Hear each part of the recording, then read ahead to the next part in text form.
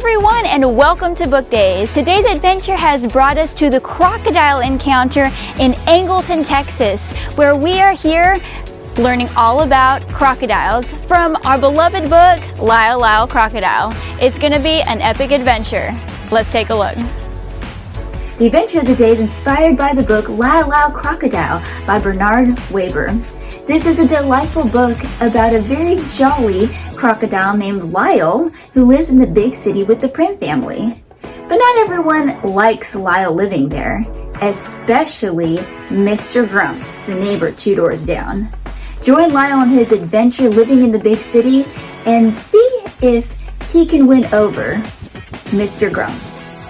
You won't want to miss this fun-filled book. Find it in your local bookstore or online today.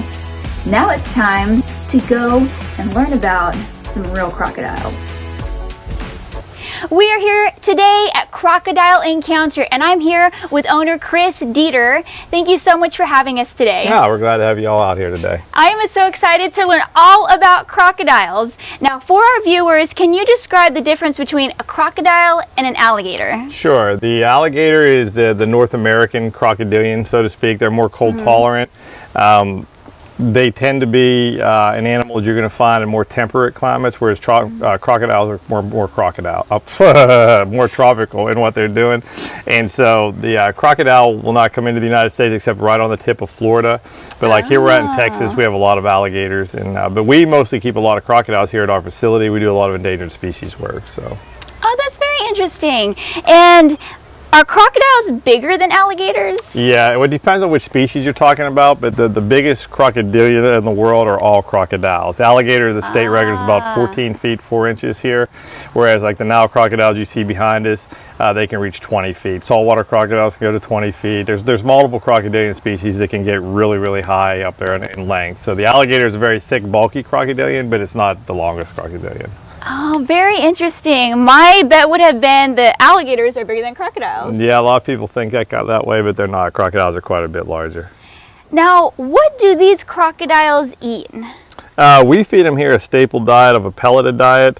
They also get a lot, when we're on tour, we usually feed them chicken just for the public. It's just easier for them to deal with. They get a lot of rats and rabbits, and they eat a lot of fish out of the ponds and stuff like that. The ponds have a lot of fish in them, so they get those too. But mostly captive animals tend to be very, well, shall we say, a little bit lazy when it comes to hunting, and so they tend to wait. So you can see they're all lining up right here this morning because it's almost feeding time for the tour to come through, and they'll be ready to come on out and eat. So.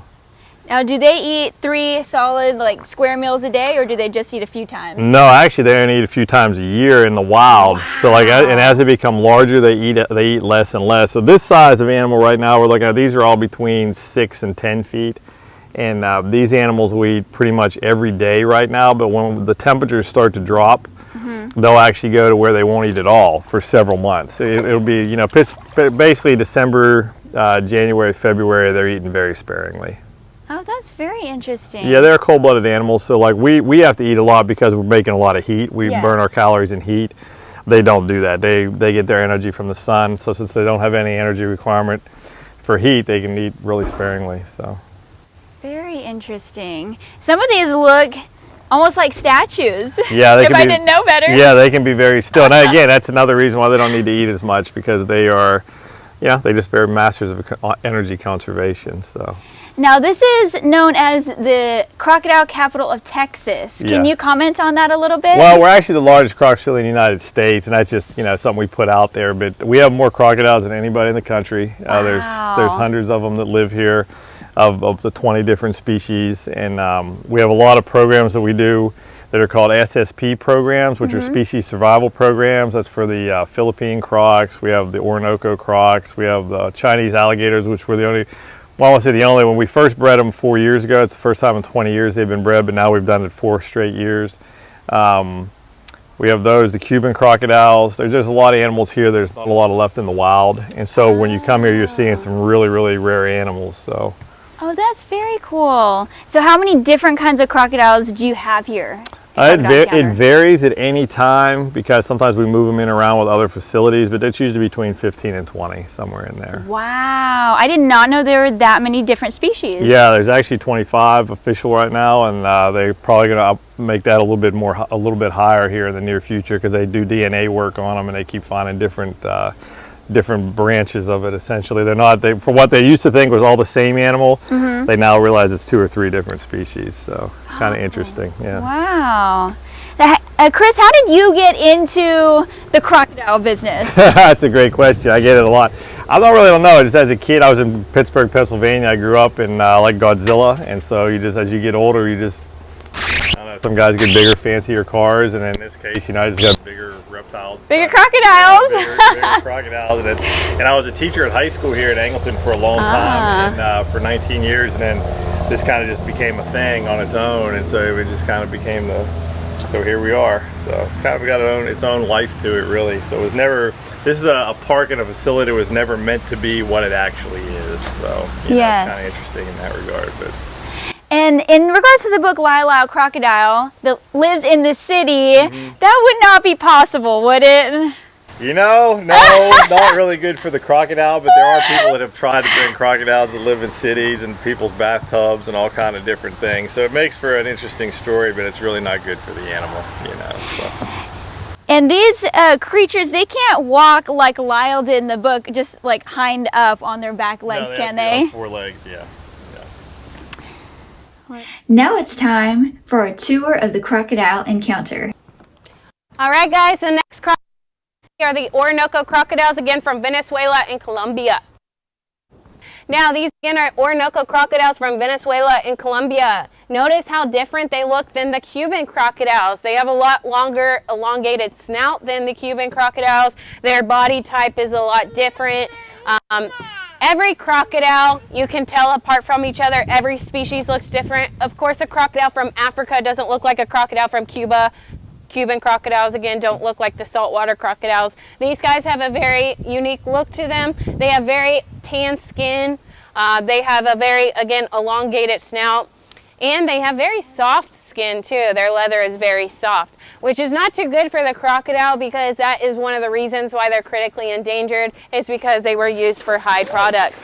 This is the male Diablo. He is alpha, and you can see he pushed the girls back. Now, you can see on these crocodiles, they don't have any missing limbs, any big cuts on them. When they do this, they're just like kind of nipping at each other or even just making a sound to push back. So I always get the question, do they fight? Occasionally, everything fights out here. Our crocodiles fight sometimes, our tortoises fight, the lemurs fight, sometimes our visitors fight. So again, some of these animals kind of nip at each other, but they really don't hurt each other. Alligators during breeding season are probably the most aggressive on each other, but our crocodiles, for the most part, get along great. Every once in a while, you'll have 2 crocodiles' personalities that clash because they're so different. None of the crocodiles really are the same, so sometimes they don't like each other. This group is great. All right, here we go. I'm going to go ahead and start feeding. We'll see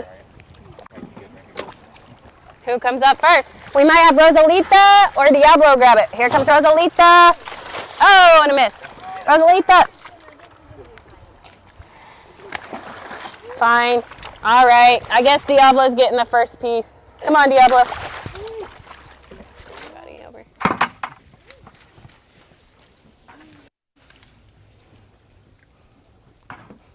All right. I'm going to get in the middle of everyone. About right here.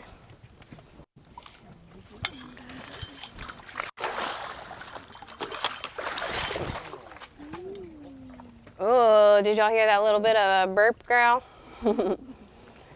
So again, this is Max. He's only 8 years old right now, but he will be a huge crocodile. The largest saltwater crocodile recorded was 24 feet long.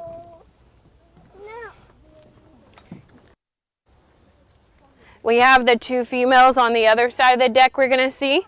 I heard one of them splash around over here. They're very pretty crocs, though. Their patterns are very dark compared to other types of crocs. They have a lot of black pigmentation. Also, every bump on their back is different than like the Orinocos or the Cuban crocodiles. The Cubans are very like textured croc. Again, the Orinocos were very soft. These guys have even layers of osteoderms on their back, all those little bumps.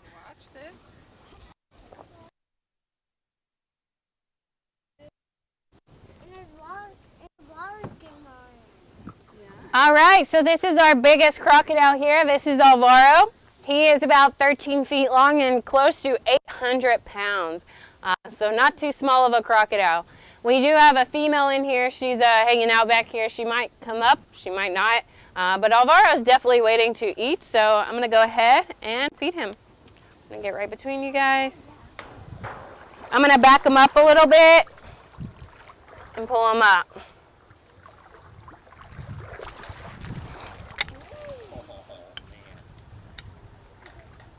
When you see this guy out of the water, he is just, again, massive. You are seeing most of him, but again, all his belly is still underwater. Anytime a crocodile is in the water, they kind of have an illusion to show you how big they actually are, because you're just seeing the very tip of their heads. And again, usually the rest of their body is hidden. That's how you're going to see a gator or crocodile 98% of the time in the water. Until they come up and bask, then you see how big their body is.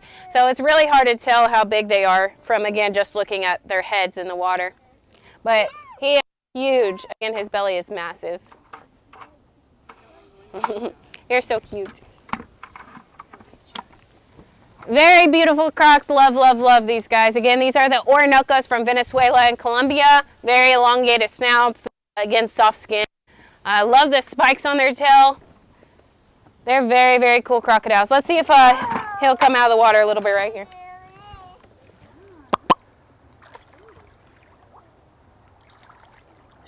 So you can see his belly.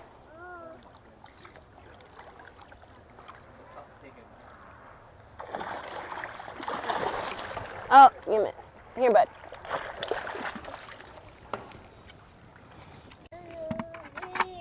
All right, guys, so again, all these little ones we're going to come in and see are Nile crocodiles from Africa.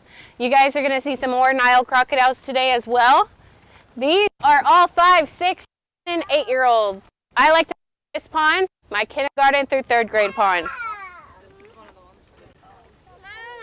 If you have the brown bags, you can throw a pellet or 2 out. We also have an area you can feed the alligators. So you might want to save a pellet or 2. If it lands in the water, it floats and they're able to grab it. So try to throw it in the water and not the grass.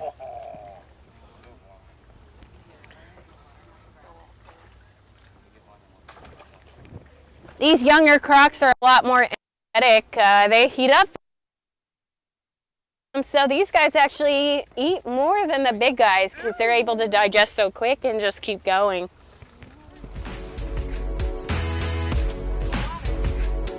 Our tour today wouldn't be complete without seeing some babies. But can you guess, are they crocodiles or alligators? Now I'm here with Shelby Foland, tour guide here at Crocodile Encounter, and we are here with the little guys. Oh my word, this is the best. Shelby, can you tell us about these alligators, baby alligators? So these are American alligators, and these guys actually hatched out from a pair of our American alligators that are actually being held at the Houston Zoo. So these guys hatched out at the Houston Zoo, and they sent them down here for us. So again, these are American alligators found here in North America. They'll be found from Texas, Louisiana, Mississippi, all the way to Florida. And again, these are very fresh hatchlings, not very old at all. They, again, not even a couple months old. They're very, very young. And very cute little guys. Again, you're not going to see them trying to bite or anything like that because they are protected by their mothers in the wild. They are so precious. Now, do these fellas have names or girls? This is alligator number 1. That's alligator number 2. I love it. And so how old would you say these alligators are? I think they're only a couple weeks old because we just got them in Houston Zoo. They pulled them and pretty much got them right to us. So Very, very fresh little fellas. And what do these little fellas eat? They're so tiny. So in the wild, they would probably be eating like little insects, maybe little fish and stuff, like little minnows you would see. But here we actually feed our crocodilians, which is the crocodiles and the alligators, we feed them on meat pellets. So it's made by a brand called Missouri. And so our big alligators and crocodiles, they'll feed on the big pellets, but these little ones, they actually have a little bitty pellet for them. So we'll feed them little pellets. Even the babies? Oh, so fantastic. They're making their debut. Say hi, friends. And now how big do they, like, quickly do they grow? That's actually a slower process than a lot of people think. So they are very long-lived animals, just like we are. So in the wild, if they make it to adulthood, they could live to be 50, 60, sometimes even up to 100 years old. It's not very common for them to live that long, but it does happen. And so just like us, it takes us 15, 20 years to become full-grown. So when they're small like this, they grow pretty fast. They might grow a foot every year, and then they'll grow like that till they hit 6, 7 foot, and then that's, again, just where they get a lot bigger throughout those last few years. Now, when do crocodile and alligators get their teeth? They already have teeth. They do? They're tiny. Let's see if you can see them. No. I don't know. Yeah, you're not really going to be able to see them, but they're pretty much born with them. They're just really, really small. They're going to be sharper when they're young, and as they grow with them, and they kind of dull out, but like I said, they're not very aggressive, so they're not really going to be showing off their pearly whites right now. These look like they could just be in a classroom with kids. Have y'all heard of that that thing we do?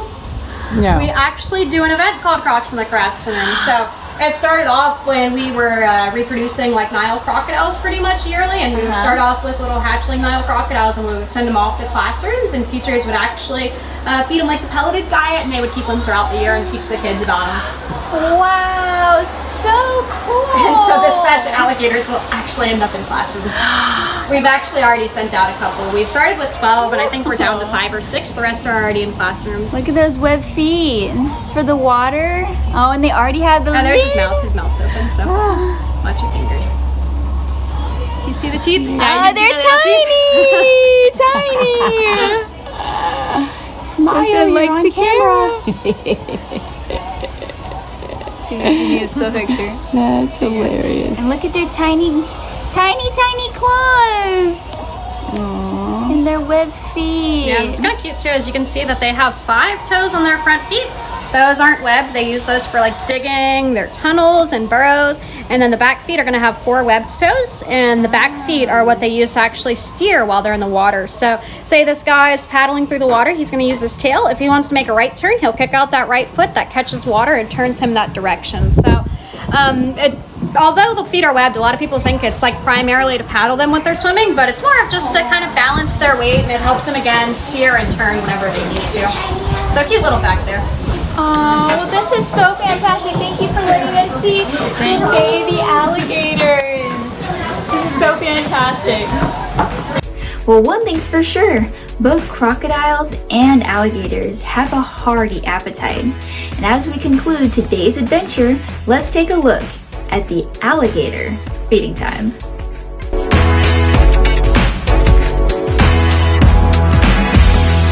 Right by your face, Dan.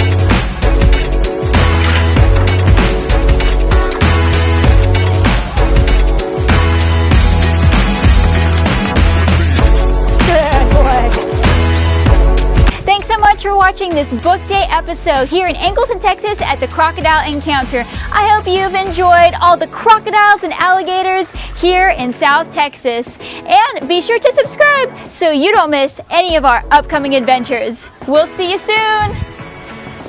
Bye.